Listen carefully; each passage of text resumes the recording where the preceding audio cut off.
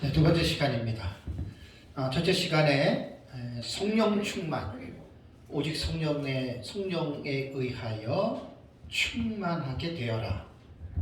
그러니까 성령 n을 y로 하면은 의하여 오직 플레리스세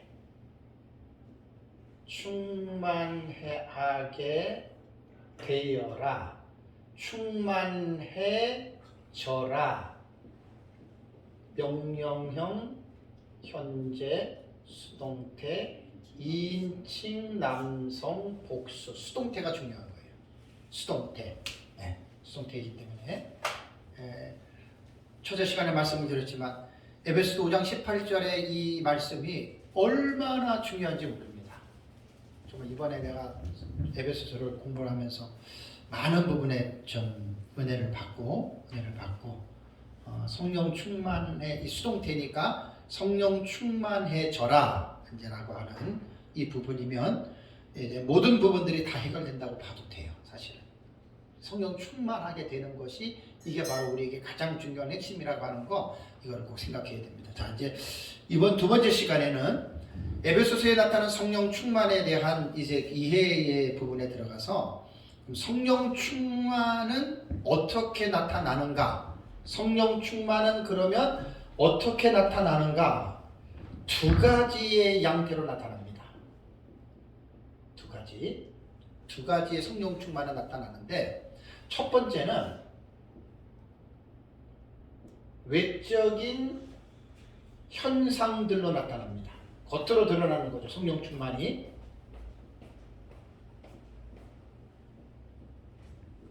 겉으로 이제 성령 충만이 외적인 형상들로 이렇게 나타나는데요. 성령은 이제 각종 은사들, 여기 이제 은사도 다 들어갑니다. 은사도 들어가고 여러 가지 뭐 섬기는 것까지 다 들어가는데, 로마서 12장을 먼저 볼까요? 성경을 봐야 됩니다. 그렇다고 제가 뭐 성령론을 하는 것도 아니고 은사론을 하는 것도 아닙니다. 간단하게 지금 보는데, 로마서 12장 우리 6절에서 8절 말씀까지를 보면은 우리에게 주신 은혜대로 받은 은사가 각각 다르니, 이제 은사에 대한 부분이 나오죠. 그러면서 로마서 12장 6절에서 8절은 7가지의 은사를 말을 하고 있죠. 곧 예언이면 믿음의 분서대로, 또 혹 섬기는 일이면 섬기는 일로, 가르치는 자면 가르치는 일로, 혹 위로하는 자면 위로하는 일로, 구제하는 자는 성실함으로, 다스리는 자는 부지런함으로, 긍휼을 베푸는 자는 즐거움으로 할 것이니라. 이게 성령에 의해서 주어지는 은사입니다. 기프트입니다. 선물입니다. 하나님이 각 사람에게 하나님이 주시는 거예요. 로마서 12장에는 지금 7가지 은사가 나오는데 각각 다른 은사고, 자, 고린도전서 12장을 보겠습니다. 고린도전서 12장 8절에서 10절을 보면 어떤 사람에게는 성령으로 말미암아 지혜의 말씀을 은사입니다. 주시고, 또 어떤 사람에게는 같은 성령을 따라서 지식의 말씀을 주시고, 9절에 다른 사람에게는 같은 성령으로 믿음을 주시고, 어떤 사람에게는 한 성령으로 병 고치는 은사를 주시고, 그 다음에 10절에 어떤 사람에게는 능력 행함을, 어떤 사람에게는 예언함을, 어떤 사람에게는 영들 분별함을, 다른 사람들에게는 각종 방언 말함을, 어떤 사람에게는 방언들 통역함을 주시나니. 고린도전서에는 9가지입니다. 제가 이번 시간에는 이 은사는 어떤 거고 그런 거를 말하려고 하는 시간이 아니에요. 제가 말하고자 하는 것은 뭐냐면 에베소서 5장 18절에 오직 너희들은 성령에 의하여 충만해져라, 이거를 지금 강조하는 거거든요.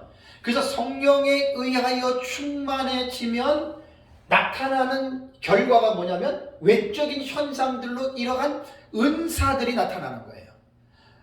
은사라 그러면 펜타코스트에서 말하는 병 고치고 귀신 쫓고 예언하고 방언하고 이런 것만 말하는 게 아니에요.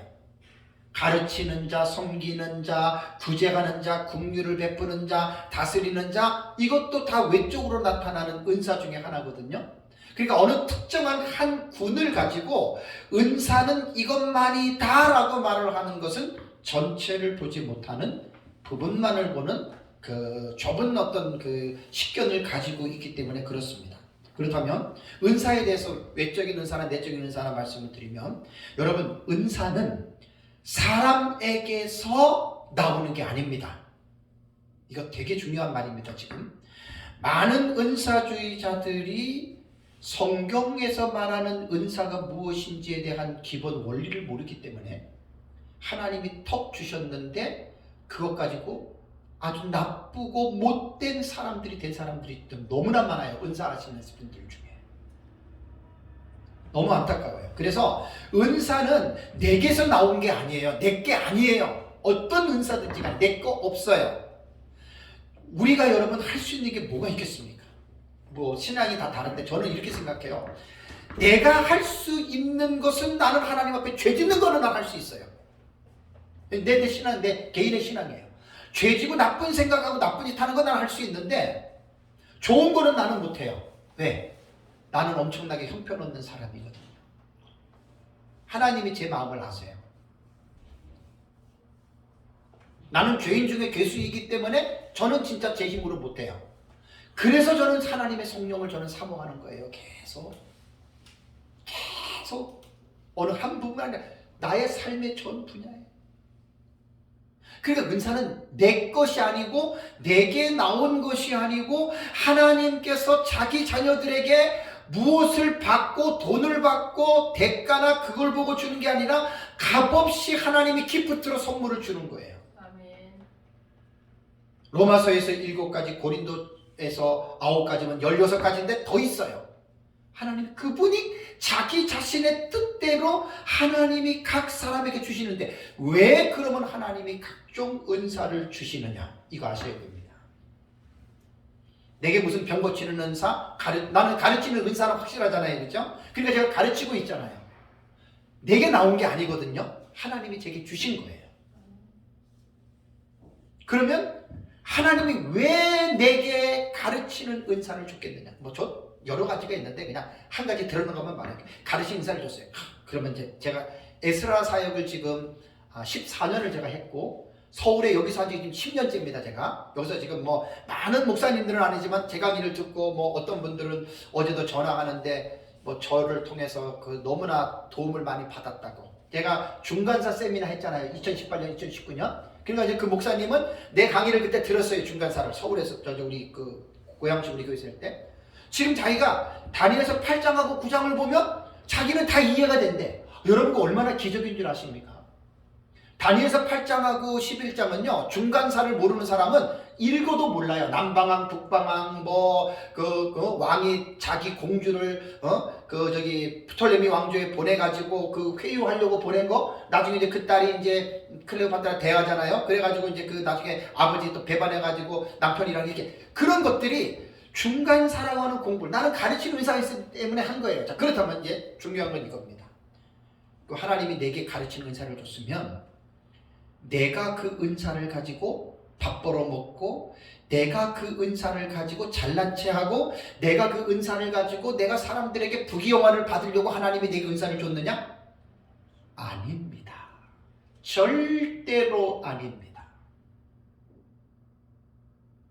제게 중간사나 요한계시록이나 분열왕국이나 이런 거를 연구해서 주신 그 은사는 나 혼자만 알라고 준 게 아니라 이 어려운 부분들을 모르시는 분들이 많이 있잖아요. 그죠? 그러니까 그런 분들에게 가르쳐 주라고 하나님이 저에게 은사를 준 거예요. 이게 정확한 지금 해석입니다. 그러니까 저는 내가 중간사를 하고 종말론을 하고 분열왕국을 하고 어려운 파트를 내가 강의하고 지금도 에베소를 한다고 하더라도 이게 내 자랑도 아니고 내 우월감도 아니에요. 그냥 여러분들에게 오늘 이 시간에 들어서 내가 연구했던 거 이거를 여러분들에게 나누어 주라고 하나님이 제게 준 것밖에 없어요. 제가 지금 에스라 사역을 여기서 지금 10년째 하지만 제가 여러분들한테 어떤 사람은 그렇게 물어봐요. 목사님 그 강의료 얼마나 받냐? 이번에도 좀 누가 그 얘기를 하더라고요. 목사님 강의료 얼마나 받네? 저 강의료 받은 적 한 번도 없어요. 공개 세미나 할 때는 이제 강의한도 해야 되고 그죠? 뭐 하다 보니까 그때 뭐 3만 원, 5만 원, 7만 원 이렇게 받아가지고 그때 한 거지. 제가 정규리 에스라 강의는 제가 회원 돈 받는 거 없어요. 뭐 여러분도 알지만 밥값 제가 또 제 안에 내고 먹잖아요, 우리도. 그러니까 제가 무슨 이거 해가지고 돈 받는 그런 게 아니에요. 제가 나를 나타내고 그러려고 하는 게 절대로 아닙니다. 제가 가르치는 걸 통해서 제가 성경을 공부하기 때문에 제가 복을 받은 거예요, 사실은. 그러니까 모든 은사는 똑같습니다. 병을 고치는 은사, 우리 목사님들 웬만하면 우리 믿음으로 기도하면 하나님 병 고쳐주십니다. 고쳐주십니다. 며칠 전에도 우리 교회 우리 권사님 제 기도에서 편안하게 되고 고쳐집니다. 모든 병을 다 고치는 건 아니지만 믿음으로 하면 고쳐집니다. 야고보서에 병든 자가 있느냐 너희 중에 믿음으로 기도하라 그랬죠. 기름 바르면 기도하라 그랬죠. 그럼 고쳐줍니다. 모든 병을 고쳐주는 건 아니지만 병 고칠 은사가 있습니다. 왜 줬느냐?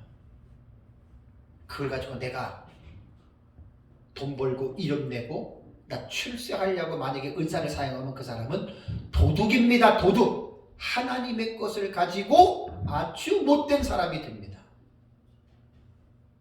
그래서 하나님의 모든 사람에게 은사를 각 사람에게 다르게 주는 것은 그 사람의 유익을 위해서 주는 게 아니라 하나님의 자녀들에게 그 은사를 나눠주라는 거예요. 어떻게?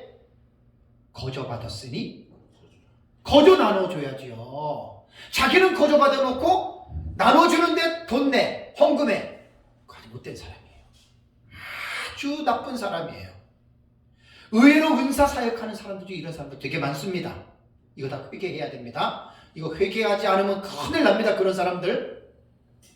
그래서 은사 사역 잘못하는 사람들 중에 지옥 갈 사람들 나는 많다고 봅니다. 물론 회개하면 되는데 물론 뭐 구원받은 사람이 지옥 간다 그거는 아닌데 애초부터 잘못된 사람이 박대성 같은 사람이 있을 수 있어요. 그래서 은사를 똑바로 여러분 우리가 이 부분들을 알아야 된다라고 하는 거. 그리고 뭐 외적으로 나타나는 거 뭐 특히 병 고치고 귀신 쫓고 이러한 외적인 은사 나타나잖아요. 그 절대로 우월감을 가지면 큰일 납니다. 뭐 임파테이션 같은 뭐 이런 거 해가지고 막 사람 쓰러뜨리고 뭐 병 고치고 하는 거 그거 하나님이 왜 못합니까? 할 수 있죠. 근데 그거 하는 사람이 착각을 한단 말이에요. 내가 능력이 있다. 저 사람은 못 고치는데 나는 고칠 수 있다. 근데 예수님이 그 핵심을 뭐라고 한 줄 아세요?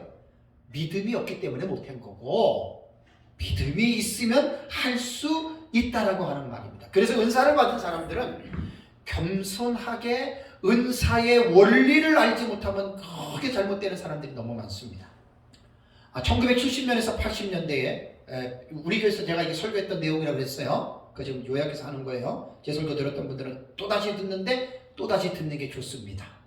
반복해서 들으면 그게 기억에 더 오래 남아요.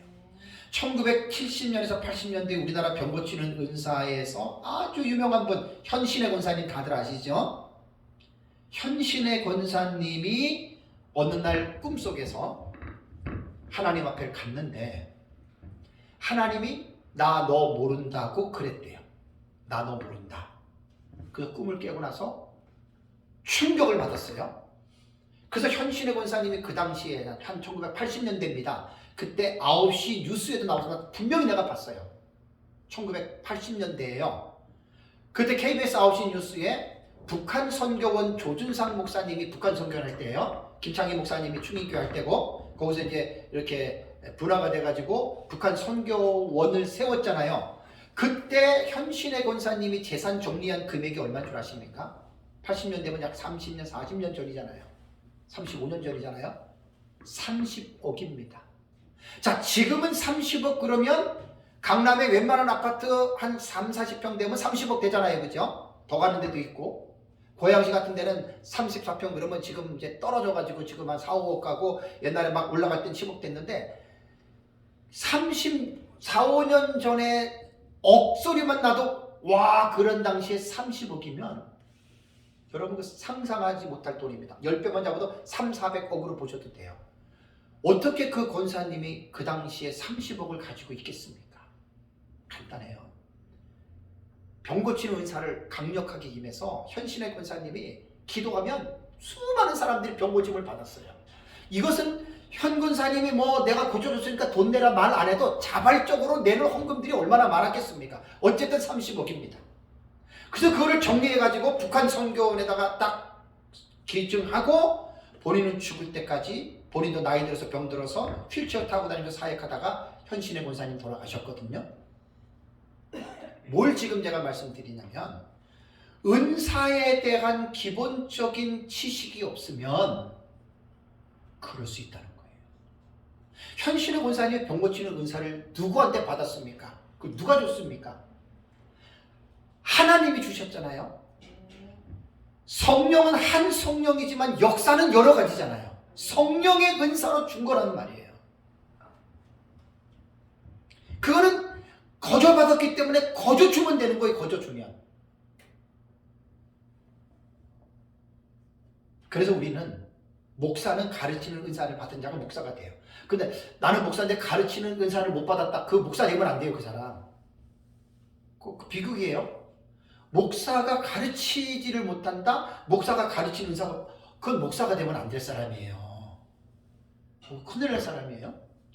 기본적으로 목사는 교사의 은사와 직분이 주어진 겁니다. 가르치면서 목양하는 자가 목사거든요.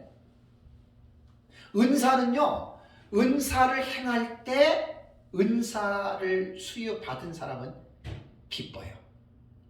즐거워요. 제 아내가 옆에 있지만 가장 제가 행복할 때가 언제인 줄 아십니까? 제가 가장 행복할 때가 저는 에스라 강의, 우리 교회에서 설교, 난 제일 행복해요. 어떻게 보면 그날 때문에 저는 사는 거예요. 그것 때문에 설교하고 강의하려고 저는 사는 거예요. 이게 은사란 말이에요. 그건 내가 잘났느냐? 아이, 잘나긴 뭘 잘납니까 제가. 아이고 좀 부끄러워요. 하나님 앞에 너무 부끄러운 사람이에요 지금. 은사는 원래 그런 거라는 말입니다. 그래서 성령 충만하게 나타나는 결과가, 첫 번째는 외적인 현상들로 이런 은사들이 나타나고요. 두 번째는 내적인 현상들로 나타납니다. 성령 충만하면. 성령은 인격적인 하나님이시기 때문에 인격적으로 지음을 받은, 특히 거듭난 사람의 인격 안에서 성령 하나님은 지식과 감정과 의지를 통해서 그 사람을 다스리고 통치하십니다. 아까 말한 외적으로는 가르치는 은사, 섬기는 은사, 병 고치는 이런 것들이 막 나타나지만, 이제 그리스도인들에게 이 내적인 은사는 인격의 변화를 가져다 줍니다. 이게 참 놀라운 일이죠. 그래서 성령의 충만함이 그리스도인의 삶의 전 영역에 충만하게 임하게 되면 그 사람의 지식과 감정과 의지를 통해서 그 사람이 변합니다. 어떻게 변하느냐? 잘못됐던 사람이 정상적인 궤도로 돌아옵니다. 정상적인 궤도라고 말할 때에는 인간이 기준이 되는 게 아니라 교회의 머리가 되시는 예수 그리스도가 기준이 되는 거예요. 그래서 에베소서에는 4장이 뭐라 그랬어요? 예수 그리스도의 장성한 분량에 이르기까지 충만히 예수님 잘하라 그랬고, 머리신 그리스도에게까지 잘하라 그랬죠. 곧 예수를 믿는다는 거, 교회를 다니고 신앙생활을 한다는 것은 예수님을 닮는 거예요. 어려운 게 하나도 없어요. 성도들 교회를 열심히 나오잖아요. 왜 예수를, 여러분 교회 나오느냐? 예수 닮기 위해서 나옵니다. 예수 닮기 원합니다. 진심으로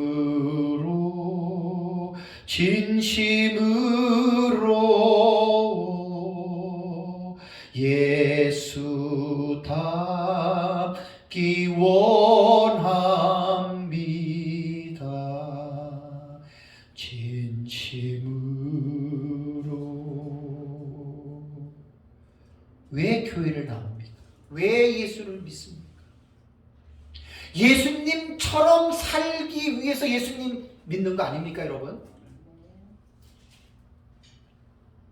나는 예수님도 닮고 나는 교회 다니는 목적이 좀 부자가 되고 건강하고 우리 자식들 좀 잘 되는 것도 나는 그게 소원입니다. 그렇다면 그 사람은 번지수를 잘못 짚은 거예요. 그거 잘못된 겁니다. 기복신앙은 신앙이 아닙니다. 자기의 욕심을 성취하기 위한 아주 저질스러운 아주 못된 탐심은 우상 숭배하는 마음을 가지고 교회 안에서 또아리를 틀고 있는 거예요. 그래서 기복신앙을 가지고 설교하는 목사들은 죄에 죄를 더하는 아주 악한 목사가 되는 거예요. 복받아라 복받아라. 뭔 복을 말합니까? 예수님을 닮는 것. 그래서 그리스도인의 성령 충만할 때 나타날 때 외적인 내적인 현상들이 바로 예수 그리스도를 닮는 겁니다. 그래서 아까 오전에 첫 시간에 말씀드린 대로 성령이 충만하면 그 성령이 우리의 지성과 감성과 의지를 충만하게 역사합니다. 화가 나고 짜증이 나고 불평이 날 때 성령이 우리 안에 충만하게 넘치면 원망과 짜증과 불평이 나도 모르게 간데없이 사라지잖아요. 그죠? 미워 죽겠는데 성령이 내 안에 충만하면 미움이 사라지잖아요. 이게 우리 신앙생활의 현실 아닙니까? 이 성령의 충만을 계속해서 현재형이니까 지속적으로 그 신앙의 그 충만을 이어가라고 하는 것이 우리 신앙생활의 목표예요.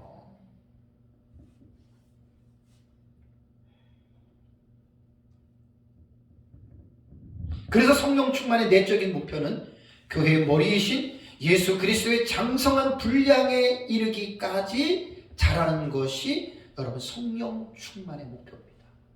예수님 닮는 거예요. 자, 그러면 외적인 현상들과 내적인 현상들 이 두 가지가 있는데 한번 물어볼까요? 제가 어느 것이 더 중요합니까? 성령 충만에 대한 이 주제 하에서 어떤 것이 더 중요하겠습니까? 2번. 사실요, 다 중요합니다. 다 중요합니다. 오순절 계통에 신앙하신 분들과 신앙한 사람들은 이걸 1번을 중요하다고 외적인 걸 주장하고 이것만 많이 얘기합니다. 장로교 계통, 저희같이 장로교 계통에서 개혁신앙을 깊게 하신 분들은 2번을 선호합니다. 근데 다 중요합니다. 3살 먹은 아이한테 엄마가 좋아? 아빠가 좋아? 이렇게 물어보면 어떤 애는 호불호가 분명한 애들은 엄마, 아빠 그러잖아요. 뭔가 좀 애들도 속이 깊은 애들이 있어요. 속이 깊은 애들은 엄마가 좋아, 아빠가 좋아 그러면 엄마, 아빠, 아빠, 엄마 딱 갈라치기 안 합니다. 여러분 성령 충만은요 절대적으로 두 가지 중에 하나를 우선으로 놓으면 이건 잘못 본 거예요.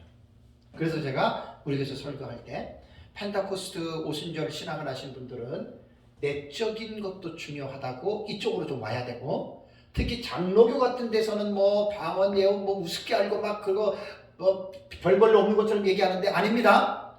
외적인 인사 있습니다. 그쪽으로 좀 가줘야 돼요. 그래서 서로 평균을 이루어야 돼요. 평균. 균형을 잡아야 된다는 말이에요. 밸런스를 유지해야지 하나만 옳고 하나는 잘못됐다. 이거는 여러분 에베소서 5장 18절에 오직 성령으로 충만하게 되어라 라고 하는 이 텍스트를 잘못 읽고 있는 거예요. 물론 에베소서 안에서 보면은 외적인 현상들보다는 내적인 현상들을 강조하는 것은 사실이에요. 에베소서 텍스트 안에서는. 그렇다고 해서 외적인 현상들을 우리가 무시하면 제 얘기는 안 된다는 말입니다. 우리 신앙생활 해봐서 알잖아요. 그죠? 성령으로 충만하게 될 때가 있어요. 저희 이제 장모님 얘기를 할게요. 저희 교회 31년 동안 다녔는데 지난주입니다. 지난주에 이제 집에 와서 이제 다리가 아프셔서 교회를 못 나온 지 1년 정도 돼가거든요. 그래서 우리 성도 다 모이면 4명입니다. 두 분은 나이가 들어서 못 나오시고 50대, 60대만 이제 나오시거든요. 근데 간증을 하는 거예요. 와서 좀 예배 좀 드려주고 기도 좀 해줬으면 좋겠다. 근데 왜 그랬느냐? 마음이 막 답답하고 혼란스럽고 이제 그 사탄이 역사하는 거예요. 그래가지고 막 너무 힘들어가지고 이제 제가 옛날에 우리 교회에서 20년 전에 치유사역 조금 할 때 그때 이제 가르쳐 줬거든요. 어려움이 있을 때는 예수 그리스도 이름으로 우리가 이기는 거지 내 능력으로 이기는 게 아니거든요.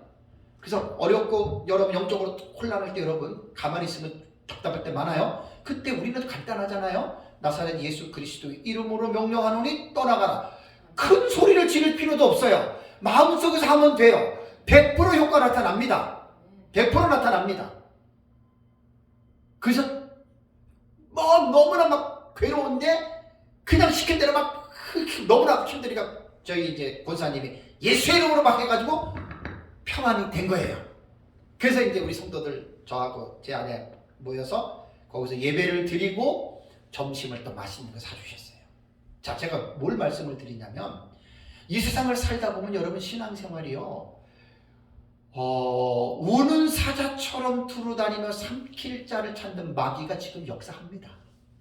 그러니까 사탄이 없다라고 하는 사람도 마귀에게 속은 사람이고 모든 것이 마귀다 하는 사람도 사탄에게 속은 거예요. 무슨 말인지 아시겠죠? 사탄의 존재를 부인한 사람도 마귀에게 속아서 부인하는 거고 뭐든지 다 마귀 하는 것도 마귀에게 속아 넘어간 사람들이거든요. 여러분 사탄은 존재합니다. 베드로전서 5장 8절에 나오잖아요. 마귀가 우는 사자처럼 두루다니면서 삼킬 자를 찾나니 그런데 너희는 믿음에 굳게 서서 저를 대적하라 그랬잖아요. 마귀 존재합니다. 답답하고 불안하고 이상한 생각이 저도 엄습할 때 있어요. 가끔. 왜 없겠습니까? 그게 마귀가 공격하는 거예요. 그때 무엇을 이기겠어요? 무릎 꿇고 마귀한테 마귀야 제발 필 테니까 떠나가달라. 그래서 떠나가는 게 아니에요. 이놈은. 베드로전서 5장 9절에 뭐라 그랬습니까? 마귀를 뭐하라? 대적하라. 그랬잖아요. 성경대로 해야지요. 뭘로 대적해야 돼요? 내 능력으로? 우리가 뭔 능력이 있어요? 나사렛 예수 그리스도의 이름으로. 장로교에 있는 분들은 이런 거 거의 사용 안 하거든요. 참 안타까워요. 하셔야 됩니다. 정신적으로 영적으로 상당히 환기가 됩니다. 저는 가끔 그럴 때 합니다. 너무나 마귀 이것도 잘못된 겁니다. 종교개혁제부터가 책을 쓰는 가운데 그 저서에 나와요. 딱 쓰다가 창문을 딱 봤는데 창문에 마귀가 보인 거예요. 자, 마귀는 영적인 존재이기 때문에 인간의 눈에 보이진 않지만 때로는 영적인 형체를 볼 수 있어요. 그게 터툴리아누스의 영혼론에 나옵니다. 제 책의 그 5째 1을 보면은 제가 터툴리아누스의 영혼론에 나온 글을 인용했어요. 영혼은 영적인 존재는 육신의 눈으로는 볼 수 없지만 영적인 형체가 있습니다. 그러니까 영적인 것으로 보는 거예요. 루터가 딱 보고 어떻게 한 줄 아세요? 딱 사탄이 귀신이 딱 창문에서 자기를 보고 있더래요. 루터가 딱 보고 나서 어떻게 했느냐? 신경 안 쓰고 그냥 책 글 쓴 거예요. 이 말은 뭐지요? 그만큼 루터가 예수 그리스도의 그 이름 안에 믿음 안에 강했다는 증거예요. 어떤 사람은 막 그냥 소리를 지르고도 하는데 그건 이제 사람마다 나타나는 양상이 다르기 때문에 우리가 그거는 각 사람에게 또 주시는 대로 하면 되는데 어쨌든 마귀는 우는 사자처럼 지금 역사합니다. 삼키려고, 우리를 삼키려고. 베드로전서 5장 8절과 9절이 그 말씀이에요. 그래서 성령이 충만이라고 하는 거는 어느 한쪽에만 치우치면 안 돼요. 그래서 내가 뭐가 좀 부족했다 싶으면 부족한 쪽을 가셔야 돼요. 그래서 거기서 체험을 입으셔야 돼요. 이 성령 충만을 그렇게 여러분들 우리가 풀어야 됩니다. 세 번째는 성령으로 충만해지는 이제 how to do예요. 어떻게 성령으로 충만해질 수가 있을까? 오늘의 키워드는 뭐죠? 오직 성령에 의해 충만하게 되어라. 이게 토픽이에요. 토픽 주제예요. 그럼 어떻게 충만하게 돼요? how to 방법이에요. 첫 번째는 사도행전 2장을 보겠습니다. 사도행전 2장. 우리가 여기서 설교했던 본문이기 때문에 설교를 들으신 분들은 그 요약으로 들으신다고 생각하면 됩니다. 자, 사도행전 2장 1절에서 4절을 보시면 오순절날이 이미 이름에 그들이 다 같이 한 곳에 모였더니 호련히 하늘로부터 급하고 강한 바람 같은 소리가 있어 그들이 앉은 온 집에 가득하여 마치 불의 혀같이 갈라지는 것들이 그들에게 보여 각 사람 위에 하나님 하나씩 임하여 있더니 그들이 다 성령의 충만함을 받고 성령이 말하게 하심을 따라 다른 언어들로 말하기를 시작하니라. 너무나 우리가 잘 아는 오순절에 성령이 임한 사건의 텍스트잖아요. 그죠? 여기서 동사를 보시면 충만함을 받고라고 하는 말이 뭐냐면 에플레스세산이라고 하는 단어인데 이 원형은 플레도라고 하는 단어입니다. 이 플레도라고 하는 이 단어가 가득 차다 충만하다라고 하는 플레로와 같은 의미의 단어인데 이 에플레스세사는 단어를 분해하면 파싱을 하면 직설법 과거 수동입니다. 근데 직설법 과거는 이제 시제가 해당이 돼요. 과거, 현재, 미래가 해당이 되는데 직설법 과거는 부정시상 곧 아오리스트로 해석한다라고 그때도 말씀드렸죠. 그죠? 부정시상은 우리말이고 영어로 말하면 아우리스트예요. 아우리스트. 그러니까 정해져 있지 않는 품사라는 거예요. 부정사는. 그러니까 오순절날에 그들이 성령의 충만함을 받았다라고 하는 말은 부정시상으로 볼 때는 부정시상의 아우리스트는 두 가지 해석이 됩니다. 단회적으로 해석할 것이냐 아니면 단호함으로 해석할 것이냐. 여러분 꼭 동사에서 이것 꼭 잊어버리시면 안 됩니다.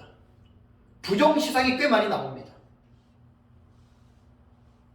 그러니까 내가 실력이 없어서 저도 파싱을 못하지만 이미 파싱 되어져 있는 프로그램들이 있으니까 이런 거는 딱 기억하시면 좋아요. 부정시상, 아우리스트라고 딱 나오면 단회적 아니면 단호함으로 해석을 해야 되는데 이 본문은 이들이 성령으로 충만하게 받았다를 우리가 어떻게 해석하면 되겠습니까? 이 둘 중에 단회적으로 해석하면 돼요. 그러니까 기도할 때 오순절 날에 성령을 그들에게 임한 거예요. 그래서 이들이 그 성령을 받은 거예요. 그래서 그들이 충만해진 거예요. 그러면 본문을 우리가 이해할 때 2장만 가지고 해석이 안 돼요. 전 문맥과 후 문맥을 봐야 되는데 사도행전 2장 1절에 나타난 이 전 문맥을 보면 오순절 날이 이미 이르매라고 하는 말은 뭐냐면 오순절 날이 거의 다 왔다 그 말이에요. 오순절 날이. 그래서 제자들이 함께 모였는데 오순절은요 이스라엘의 3대 절기가 있죠. 오순절은 6월절 주간의 안식일 다음 50번째 되는 날이 오순절입니다. 그래서 오순절은 성경에 신명기 16장 10절에는 칠칠절이라고도 불렀고 출애굽기 23장 16절에는 맥추절이라고도 불렀고 민수기 28장 26절에는 처음 익은 열매를 드리는 날이다. 그래서 이제 현대에는 성령 강림 주일로 지키잖아요. 오순절. 이제 교회마다 이제 이번이 고난 주간이죠. 이번 주간. 그래서 이제 고난 주간 지나고 이제 부활 일주일 지나고 이제 40일 지나고 나면 이제 성령 강림절 하잖아요. 오순절. 그게 이제 우리는 맥추절이에요. 맥추절. 이제 교회에서 지키는 맥추절이 그게 오순절이에요. 저는 사실 절기 부활절하고 성탄절만 저는 지키지 저는 맥추절 저는 안 지킵니다. 저는 그런 절기는 안 지키고 우리 교회는 그냥 딱 그것만 그냥 해요. 그냥 그건 목사님들 그 자유적으로 알아서 하면 되고요. 네. 그래서 이들이 한 곳에 모였다. 그럼 왜 모였겠습니까? 1장 3절과 5절 보겠습니다. 그가 고난받으신 후 또한 그들에게 확실한 많은 증거로 친히 살아계심을 나타내사 40일 동안 그들에게 보이시며 하나님 나라의 일을 말씀하시니라. 4절에 사도와 함께 모이사 그들에게 분부하여 이르시되 예루살렘을 떠나지 말고 내게서 들은 바 아버지께서 약속하신 것을 기다리라. 요한은 물로 세례를 베풀었으나 너희는 몇 날이 못되어 성령으로 세례를 받으리니. 그러니까 오순절에 성령을 받은 것은 그 이전 문맥을 보면 예수님께서 제자들에게 약속하신 내용이에요. 예루살렘을 떠나지 말고 너희는 여기서 기다려서 성령의 세례를 기다려라. 그 약속에 의지하여 기도하던 사람들이 사도행전 2장에 이들이 성령에 충만한 성령의 세례를 여러분 이들이 받은 겁니다. 그리고 오순절에 임한 이 사건을요, 펜타코스트 쪽에서는 그냥 급하고 강한 바람 같은 뭐 방언했다, 막 이런 것 가지고 마치 오순절의 성령을 마치 방언을 받은 것만으로만 오순절을 말하는데 이거는 대단한 착각이고 대단히 안타까운 말입니다. 오순절의 사건은 여기 우리 개종개혁은 다른 언어로 말했다 그랬잖아요, 그죠? 개혁 성경은 방언이라고 그랬잖아요. 여러분 방언이 뭐예요? 외국어예요, 외국어. 그러면 오늘날 교회에서 방언하는 사람들이 왈랄랄 켈랄랄 뭐 이런 그 방언일까? 여러분 아니에요, 그거. 지금 대단히 성경을 봐도 대단히 지금 착각들을 하고 있어요. 그런 방언이 아니고, 그럼 보세요. 2장 11절 보세요. 사도행전 2장 11절. 뭔 말인가? 자, 그레데인과 아라비아인들이라 우리가 다 뭐라 그랬습니까?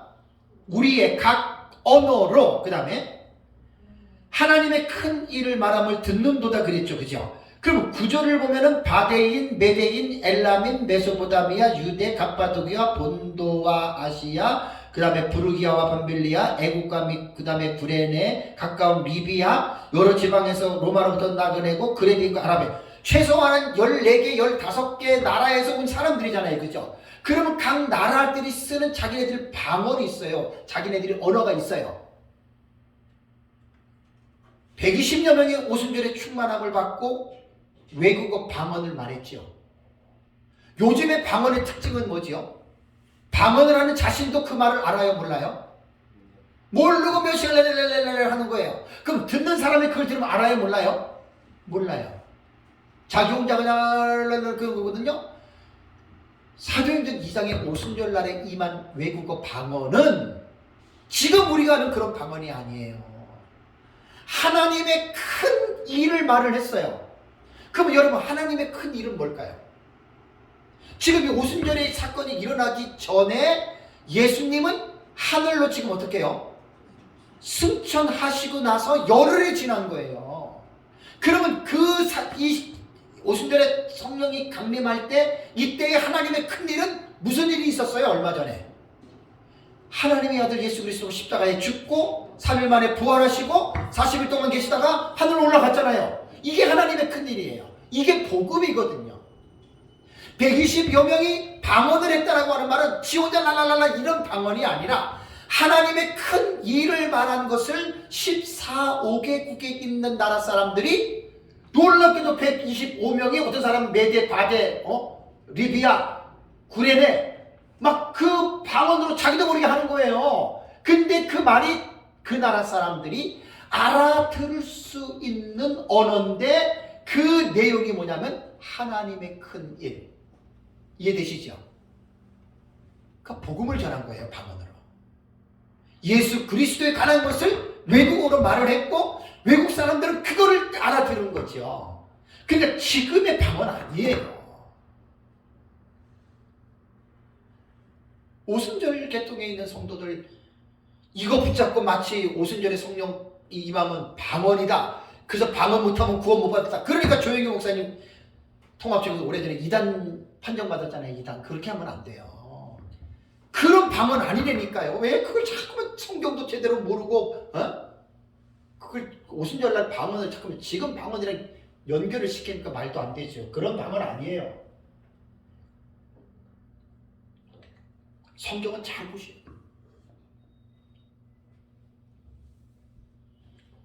제가 이번 주 이번에 에베소서 설교하면서 성령 시리즈를 설교하면서 오순절에 성령이 충만하게 임했잖아요. 그 오순절에 대한 의미를 제가 정리를 한 게 있어요. 말씀을 드릴게요. 오순절에 나타난 성령 충만의 특징은 방언 아닙니다. 오해하시면 안 됩니다. 지금 그런 방언 아닙니다. 오순절에 대한 특징은 2장 1절과 4절만 보면 안 되고 후 문맥을 봐야 돼요. 후 문맥. 전 문맥에서 왜 이들이 모였고 무엇 때문에 모였는지를 우리는 전 문맥에서 우리는 그 의미를 발견했고, 오순절의 본문 2장 1절과 4절 다음에 여기서 끝내면 안 되고 후 문맥을 보셔야 돼요. 뒤에 나오는 문맥을. 그거를 보면은 오순절에 성령으로 충만해진 사람들은 삶이 변화가 됐습니다. 여기에 초점을 맞춰야 돼요. 자, 2장 43절을 볼까요? 오순절의 본문의 후문맥입니다. 2장 43절. 사람마다 두려워하는데 사도들로 말미암아 기사와 표적이 많이 나타나니, 이 말이 있죠. 그죠? 이거는 뭐죠? 성령의 외적인 은사들이 나타났기 때문에 사도들로 말미암아 기사와 표적이 나타났어요. 이게 오순절에 성령이 충만하게 임한 결과입니다. 사도들도 얼마나 놀랬겠어요. 그죠? 다음에 44절과 45절, 2장 44절, 45절. 믿는 사람들이 다 함께 있어 모든 물건을 서로 통용하고 또 재산과 소유를 팔아 각 사람의 필요를 따라 나눠주고. 이야, 성령으로 충만해지니까요, 자기의 재산을 팔아가지고 가난한 사람들에게 나눠줍니다.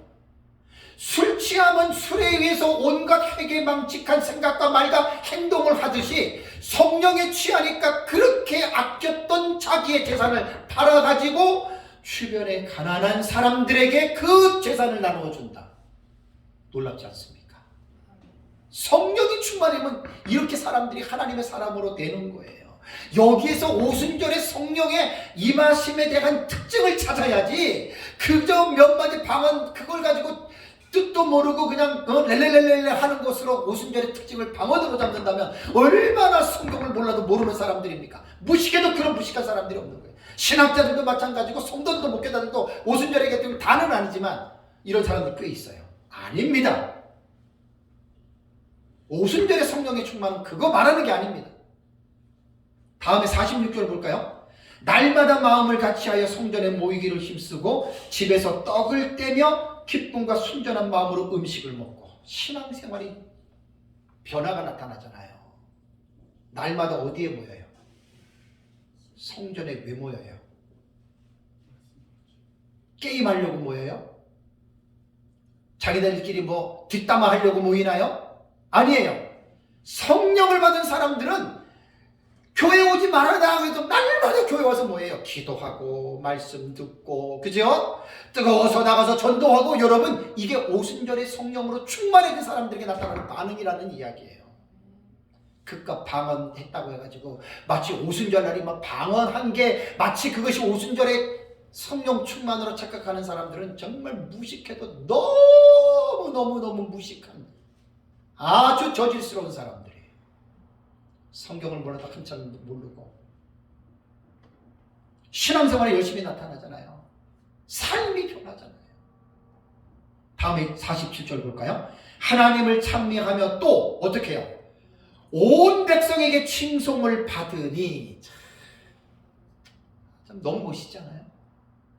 안 믿는 사람들이 오순절에 성령 충만한 사람들이 막 변하잖아요. 재산을 팔아가지고 남 주고 막 교회 가서 막 그냥 날마다 기도하고 막 전도하고 막 성령이 막 끌어넘치니까 막 할렐루야, 막 기쁨, 즐거움, 찬송, 죄를 멀리하고 불쌍한 사람 도와주고. 여러분, 이게 성령 충만을 받은 이게 원형이에요. 여러분, 이게 그 원형이라는 말이에요. 그러니까 세상 사람들이 보니까 와, 누구래 저 엄마 성령 충만 받기 전에는 옛날에 나랑 싸우고 못된 짓 하던 사람이, 여러분, 이게 확실한 변화입니다. 그리고 칭찬하잖아요. 야, 교회 다니는 사람 정말 멋있는 사람들이야. 어쩌면 저럴 수 있을까?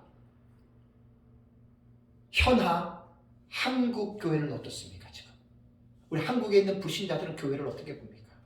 다는 아니지만 한 14, 15년 전부터 교회를 기독교를 무슨 종교라고 불러요? 기독교를 기자를 빼고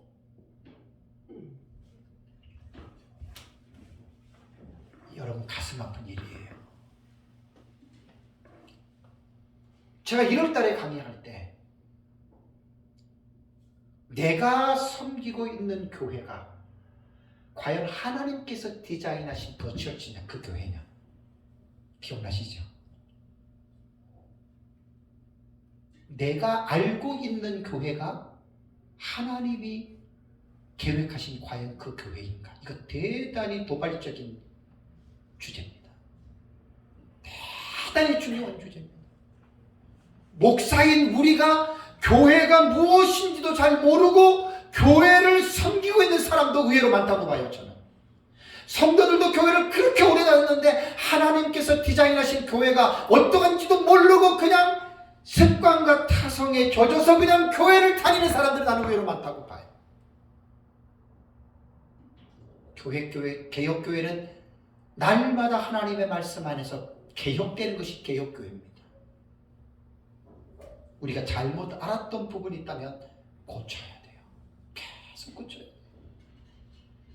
에베소서를 제가 연구를 하면서 너무나 심각한 어떤 의식도 느끼고 너무나 많은 은혜를 제가 받았기 때문에 어디서든지 좀 저를 초청하면 에베소서를 제가 설교하고 싶어요. 집회든지 뭐든지 간에. 에베소서를 깊이 보면 교회의 모든 문제는 100% 다 해결됩니다. 사람의 힘으로 된다는 게 아니라 말씀이 워킹하면 에베소서는 그 해답이 있어요. 특히 교회에 대해서.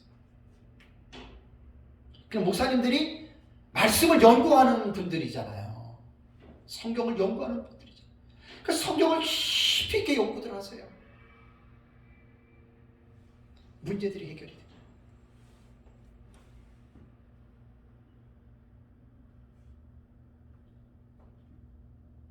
그러니까 성령이 이제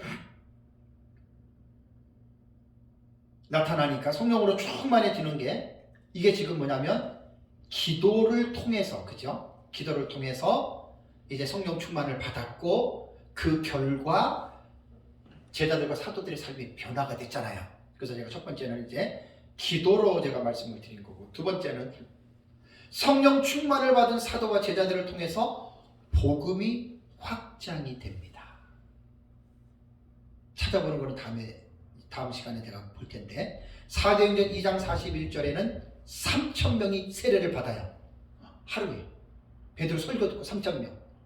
4장 4절에는 남자의 수만 5,000명이 믿어버려요. 5장 14절에는 남자와 여자의 큰 무리니까 더 많아요. 6장 1절에는 제자가 더 많아지고 6장 7절에는 하나님의 말씀이 점점 더 왕성해져서 예루살렘에 있는 제자의 수가 10이 더 많아지는. 왜 이러한 결과가 나타날까요? 동인이 뭐예요? 성령으로 충만해졌기 때문에 이런 결과가 나타났다. 그걸 제가 말씀드립니다. 그러면 성령으로 충만받기 이전으로 돌아가면 이런 일이 나타났어요? 안 나타났어요? 안 나타났어요. 아까 2장의 초대교회의 모습들 그럼 안 나타났어요. 왜? 성령으로 충만해지지 않으니까. 이거는 오늘날도 동일합니다. 오늘날도 교회 안에 우리 목회자와 성도들이 늘 에베소 5장 18절에 알라 플로리스세 엔 푸니마티 항상 성령으로 충만해지지 않으면 초대교회에서 말하고 있는 이러한 모습이 오늘날 교회 안에 안 나타납니다. 안 나타납니다. 꿈에도 소원이 뭐죠? 목회자들과 성도들의 꿈에도 소원이 뭡니까 지금? 꿈에도 소원이 부흥이잖아요. 초대교회에 엄청난 부흥이 일어났다. 그러면 그 동인이 뭐냐는 거예요. 원인이 뭐냐는 거예요. 원인이. 성령으로 충만해지면 된다. 바로 그걸 지금 말하고 있는 겁니다.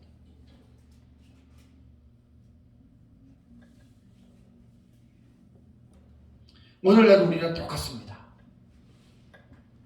정말 목회자인 우리 자신부터 또 교회 다니는 성도들 모두가 동일하게 오직 성령으로 계속해서 충만하게 되어라라고 하는 이 명령에 다 아멘으로 받고 순종하고 죽을 때까지 우리는 그냥 오매불망 하나님 성령으로 충만하게 해주세요. 제가 첫 시간 강의하고 물 마시면서 10번 이상도 기도했어요. 속으로 하나님 성령으로 충만하게 해주세요. 하나님 성령으로 충만하게, 지금도 기도해요. 하나님 성령으로 충만하게 해주세요. 바울이 고린도 지방에서 복음을 전할 때 어떤 능력으로 전한 줄 아십니까? 고린도후서 2장 잠깐 가보겠습니다. 이 말씀의 핵심입니다. 고린도전서 2장을 보시면 나는 오래전에 이 비밀을 깨달았어요. 그러니까 이 비밀을 기도를 안 할 수가 없죠. 고린도전서 2장에 나와요. 목사님들도 아시겠지만 4절 한번 읽겠습니다. 3절 4절 시작. 내가 너희 가운데 거할 때에 약하고 두려워하고 심히 떨었노라. 내 말과 내 전도함이 설득력이 있는 지혜의 말로 하지 아니하고 뭐라고요? 다만 성령에 나타난 건 능력으로 하여. 바울이 전도하고 사역하고 치유사역하는 뭘 할 때 무엇으로 했느냐? 그도 그 고린도 지방에 거할 때에 약하고 두려워하며 떨었던 사람이에요. 이 말은 뭐냐면 인간은 너나 할 것 없이 똑같은 약한 존재라는 말입니다. 그런데 어떻게 바울이 그러한 위대한 파워풀한 그런 사역을 할 수 있었냐면 성령에 나타난 건 능력을 통해서 바울은 귀신도 쫓아내고 복음도 전하고 치유와 모든 교회를 세우는 가르치는 설교 사역 이걸 성령에 나타난 능력을 했다는 거예요. 이게 핵심이에요. 이게. 성령이 충만하지 않으면 여러분 우리가 무엇을 하겠습니까? 설교든 강의든 여러분 신방이든 우리가 하나님의 성령의 충만함을 받지 않고 하나님의 성령이 내 안에 끌어넘치지 않는데 어떻게 우리가 은혜의 통로를 전할 수 있는 사람이 되겠습니까? 그러니까 우리 자신의 잘남을 제가 말하는 게 아니에요. 목사님들 개인의 잘남을 제가 말하는 게 아니라 아무리 사람이 보잘것없고 형편없는 사람이라 하더라도 지식에 부족하고 능력이 부족하다 하더라도 그 사람이 하나님의 성령이 기쁘게 하나님의 성령이 부담없이 쓰는 그 성령의 도구만 된다면 하나님은 그 사람을 통해서 어떤 일이든지 하나님은 지금도 하실 수 있다라고 하는 사실을 여러분 우리는 깨달아야 됩니다. 그래서 우리가 의지할 것은 사람을 의지하는 게 아니에요. 성도 의지하고 돈 많이 헌금을 내니까 저 성도가 돈을 많이 내야 되는데 사람을 의지하면 그 목사는 사람의 종이 되어버리는 거예요. 하나님 의지해야 돼요. 그리고 하나님의 성령이 내 안에서 끌어넘칠 수 있도록 알라 플로리스테 앤 푸뇨마티 오직 성령으로 충만하게 되기만 한다면 하나님이 그 사람을 붙들고 언제 어디서나 설교를 하든 강의를 하든 하나님이 그 시간에 나타나셔서 하나님이 직접 말씀하시는 거예요. 그럼 성도들이 여러분 은혜 받습니다. 듣는 청자들이 은혜를 받습니다. 근데 성령으로 충만하지 않으면 설교할 때도 진짜 못 쓰는 맛이죠. 저는 오래전에 이걸 깨닫고 제 설교 사역과 강의 사역에 늘 저는 이겁니다. 성령에 나타난 건 능력입니다. 그게 성령 충만입니다. 성령이 충만하면 설교 시간에 강의 시간에 힘이 막 생겨요. 내가 무슨 힘이 있어서 생기는 게 아니에요. 또 하나 이제 중요한 거 오순절에는 이렇게 마무리하고 설교를 준비하면서 제가 준비됐던 게 이겁니다. 그렇다면 오순절에 성령 충만한 받은 사람들이 이렇게 막 교회가 확장되는데 그렇다면 이 사람들이 계속 죽을 때까지 이렇게 성령으로 충만하게 살았겠습니까? 성경에서 침묵하니까 우리는 몰라요. 그죠? 중요한 거 하나 딱 깨달으셔야 돼요. 사도행전 5장으로 넘어가면 누가 나와요? 부부 나오죠. 아나니아 삽비라 부부가 나옵니다. 이 사람들 성령 충만한 받은 사람들의 무리로 봐도 괜찮아요. 근데 이 사람들이 어떻게 되죠? 땅을 팔아서 초대교회 성도들이 자기 재산을 팔아가지고 사도들의 발 앞에 두고 구제 헌금을 하는데 자기들도 냈는데 이들에게는 뭐가 있었어요? 거짓말 시키는 숨긴 것이 있잖아요. 그래서 그 베드로가 성령이 충만해서 성령의 능력으로 딱 간파하고 땅이 어쩌고저쩌고 하면서 너희가 하나님의 영, 주의 영을 속였다는 말을 하죠. 아나니아가 먼저 그 자리에서 직사하지요. 삽비랑 돌아오다가 죽지요. 여기서 우리가 한 가지 교훈을 받을 게 뭐냐면, 오순절에 성령의 충만을 받았다고 계속 충만해지는 게 아니에요. 플레리스세라고 하는 이 단어를 분해하면 현재형, 왜 현재형이겠어요? 왜 현재형이겠어요? 계속 충만해지라 그 말입니다. 아침에도 낮에도 밤에도 심지어는 꿈속에도 내일도 모레도 이 땅에 사는 날까지는 계속해서 성령의 수동태잖아요. 성령에 의해서 충만해지라는, 이게 교인들 중에 제일 큰 복입니다. 목사님들도 제일 큰 복이 난 이거로 봐요. 성령 충만한 목사님들 제일 복받은 사람들이. 성령 충만한 사람은 만나면 그 충만함이 느껴져요. 성령이 충만한 사람들, 주변에 있는 사람들이 알아요.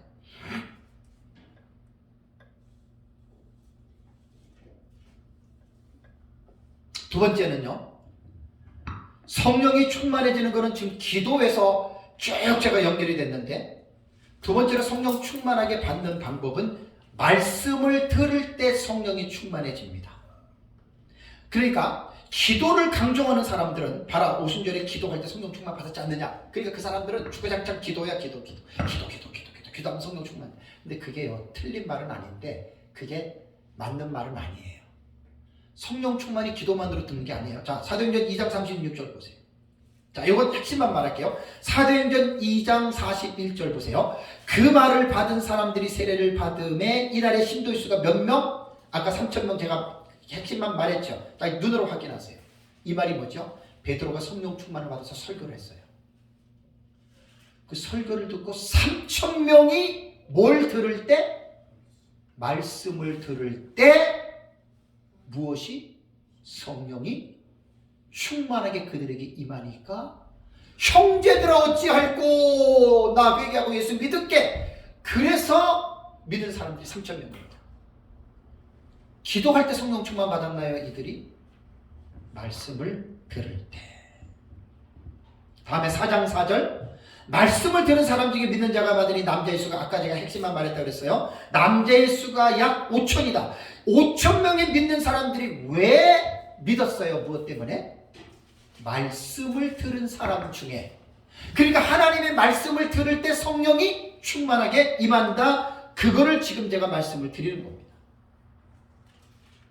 다음에 사도행전 5장 12절과 14절에도 사도들을 통해서 막 표적과 기사가 나타나고 막 이제 말씀 전하고 하다 보니까 14절에 믿고 주께로 나오는 자가 더 많으니 아까 남녀의 큰 무리라 그랬죠. 이게 다 말씀을 듣고 성령이 임한 것이고, 말씀을 듣고 성령이 충만해서 이들이 믿음을 가진 사람들입니다. 사도행전 6장 1절에도 그때 제자의 수가 어떻게 더 많아졌다. 다 말씀을 듣고 이들이 예수 그리스도를 믿고 성령을 받았다 그 말이에요. 말씀을 들을 때 성령이 충만했다 그 말이에요. 사도행전 6장 7절에도 하나님의 말씀이 점점 더 왕성해집니다. 인크리스, 점점 더 확장이 됩니다. 하나님의 말씀이. 그래서 제자의 수가 힘이 더 많아지고 허다한 제사장의 무리도 이도에 복종한다. 사실 목사님들의 주목이가 기도와 말씀인 거 아시죠? 여기서 모든 게 다 나와요. 두 개 똑같이 가셔야 돼요. 기도만 하고 말씀을 잘 모르는 사람, 말씀은 많이 연구하는데 기도 많이 하지 않는 사람들, 똑같은 사람들입니다. 같이 가셔야 됩니다. 말씀과 기도 같이 가셔야 돼요.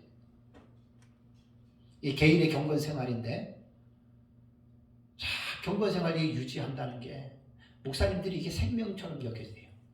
기도 생활과 말씀 연구하는 거. 거기서 어떻게 이제 목사님들마다 그 하나에 따라서 거기서 사실은 역사가 나타나는 거예요. 목사님들이 어느 정도 기도하고 어느 정도 말씀을 연구하는지. 그리고 제가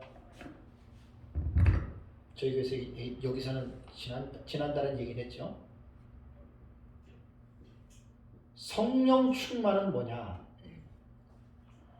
성령 단독적으로 충만하게 하신다 이렇게 생각하십니까? 오순절 같은 경우는 다 그렇게 얘기를 합니다. 성령님이 계신 그분 무조건 충만하게 하신다. 근데 개혁신학의 성령론은 좀 다릅니다. 성령 충만은 단독적인 성령의 충만을 우리는 꼭 그렇다고 보진 않지만 그렇게 보지 않습니다. 성령 충만은 곧 이퀄 말씀 충만입니다. 그러니까 하나님의 말씀이 많이 알고 하나님의 말씀은 제대로 알고 하나님의 말씀을 충만한 사람은 당연히 성령 충만한 거고, 정말로 성령이 충만한 사람은 하나님의 말씀을 충만하게 아는 사람으로 여러분 이렇게 보는 것이 가장 건전합니다. 뭐 하나를 빼내고 이 언밸런스가 돼서 균형을 맞추지 않고 하나만 강조한다면 여러분 그 문제가 됩니다. 성령은 절대로 말씀을 떠나서 역사하지 않습니다. 말씀은 성령 없이 역사하지 않습니다. 동전의 앞뒷면으로 보셔야 됩니다. 말씀과 성령. 다음에 사도행전 10장을 볼까요? 사도행전 10장 44절에서 48절 보시면 베드로가 이 말을 할 때에 어떤 역사가 나타나죠? 성령이 말씀 듣는 모든 사람에게 내려오시니, 이 사건이 지금 어디서 일어나는 거예요? 이방인 고넬료의 가정에서 일어나는 거예요. 베드로가 초대를 받고 고넬료 가정에서 말씀을 전하지요. 가족들에게 설교하는데 성령이 다 내려오는 거예요. 그래서 베드로가 놀란 게 뭐냐면 그때 유대인 신자들하고 이방인들에게도 성령을 부어주심으로 말미암아 놀랬습니다. 성령 받은 증거 하나가 방언을 말하며 하나님의 높임을 들읍니다. 외적인 어떤 그 표징이 나타나는 거예요. 그렇다고 방언만 받아야 성령을 받는다, 이건 틀린 말이에요. 그러니까 고넬료 가정에서 베드로가 설교할 때 그 말씀을 듣는 자들에게 성령의 말씀이 모든 사람에게 내려왔다. 그러니까 우리는 기도뿐만이 아니라 말씀을 들을 때에도 성령이 임하시고 성령이 충만하다. 그럼 우리는 뭘 강조해야 되겠어요? 기도만 강조할 것이 아니라 하나님의 말씀을 듣는 예배 시간. 정말입니다. 정말입니다. 목사님들은 다른 거 몰라도 이 확신을 가지셔야 돼요. 내가 설교할 때 성령이 임하신다. 여러분 그 확신 갖고들 설교하셔야 돼요. 저는 늘 그런 마음 갖고 있습니다. 오늘도 2시간째 강의지만 저는 강의할 때 나는 성령이 임하심을 저는 개인적으로 분명히 느껴요. 성령이 임하십니다. 말씀을 들을 때, 기도할 때만 임하는 게 아니라 말씀을 들을 때. 그래서 목사님들이 예배 시간 수요일, 금요일, 가정 예배라든가 구역 예배라든가 이 주일 예배 있잖아요. 그때 성령이 임하십니다. 놀라운 황홀한 사건입니다. 강단에서 올라서 설교하면 저희 교회는 몇 명 앉혀놓고 하잖아요. 그래서 저는 느껴요. 너무 황홀해요. 그렇다고 막 성도들이 랄랄랄라 그런 게 아니에요. 말씀을 전할 때 말씀 안에 성도들이 쫙 빨려 들어와요. 그게 성령이 임한 거예요. 신비하지 않습니까? 놀랍지 않습니까? 예배 시간만큼 중요한 시간이 어디 있습니까? 예배 시간만큼 이 세상에서 가장 행복한 시간이 어디 있습니까? 그 예배를 누가 지금 집례합니까? 목사가 집례하지 않습니다. 우리 목사들은 영광 중에 영광입니다. 안 그렇습니까? 영광 중에 영광이지 않습니까? 우리가 그 중요한 예배의 기능을 하나님이 우리에게 맡겨놓고 황공, 무지지 감히 말이 안 나올 정도. 다음에 사도행전 19장을 볼까요? 사도행전 19장. 아볼로가 고린도에 있을 때 에베소로 왔어요. 바울이 만나서 1절과 2절 보시면 아볼로가 고린도에 있을 때 바울이 윗지방으로 다녀 에베소에 와서 어떤 제자들을 만나니 너희가 이르되 너희가 믿을 때 성령을 받았느냐 이르되 아니라고 하면 성령이 계심도 듣지 못하였노라. 그 다음에 6절 보겠습니다. 바울이 그들에게 안수하며 성령이 그들에게도 임하심으로 방언다고 예언도하니 모두 12사람쯤 되니라. 어떨 때 이들이 성령에 임했죠? 안수할 때. 오해하지 말아야 될 것은 무조건 안수한다고 성령이 100%다 임합니까? 그렇지 않습니다. 그러나 안수할 때에도 성령이 임합니다. 지난주 금요 예배 때 제가 설교를 마치고 갑자기 마음에 감동이 돼서 우리 권사님하고 집사님하고 그다음에 딸들 초등학교 5학년, 고등학교 1학년에 제가 예진이하고 예림이 그다음에 집사님하고 권사님 제가 안수했습니다. 기도 내용은 이겁니다. 늘 하나님의 성령이 충만하게 인생을 살아갈 수 있도록 믿음으로 한 겁니다. 믿음으로. 안수할 때에도 성령이 임한다. 확신을 가지고 하면 됩니다. 그렇다고 할 때마다 다 임한다. 그거는 뭐 본인의 믿음이고. 다음에 제가 성령이 임하는 방법이 기도, 말씀 들을 때, 그 다음에 안수할 때, 그 성경을 얘기한 거지. 그죠? 제가 추려가지고 이 성령이 충만한 거였어요. 네 번째는 뭐냐면 기도도 하지 않는데 성령이 기도도 안 하고 안수도 안 받고 말씀도 안 듣는데 성령이 임할 수 있습니까? 없습니까? 있습니다. 영적인 거장들의 책들을 부흥기 시대에 보면은 무디도 그랬고 몇몇 유명한 사람들이 있어요. 어느 날 길 가다가 호련히 성령으로 충만하게 그런 사람들이 이제 성령 세례를 중생과 별개로 봐요. 그 신학적 입장이기 때문에 우리는 중생을 성령 세례로 보거든요. 다르게 봐도 그 사람들 우리가 무시할 수는 없어요. 그래서 이제 그런 뭐 웨슬리라던가 이런 사람들 대부분 보면은 찰스 피리 이런 사람들은 이제 성령 거듭나고 나서 어느 날 길을 가다가 기도하다가 갑자기 성령이 충만했거든요. 그것은 말씀과 떨어진 게 아니고 말씀을 이런 것들을 알고 있었는데 하나님이 그 순간에 성령으로 충만하게 부어주셨다. 이렇게 받아들이면 돼요. 자, 제가 이번 시간에 말씀을 드린 거는 중요한 거 너희는 성령으로 충만하게 되라. 그럼 성령으로 충만하게 되려면 어떻게 해야 되느냐? How to do 방법이에요. 이러한 과정을 통해서 성경을 보니까 성령의 충만함을 결과적으로 받았다라고 하는 말입니다. 우리는 성경에 게시된 대로 저와 여러분들은 움직여야 됩니다. 또 그대로 하면 됩니다. 믿음으로. 그러면 약속하신 대로 하나님의 성령이 우리뿐 아니라 우리 성도들에게도 부어주는 줄을 믿고 또 저와 여러분들이 이 땅에서 사는 날까지 이러한 하나님의 성령에 충만해서 또 하나님 앞에 영광을 돌리는 삶을 살아가시기를 주님의 이름으로 축복합니다.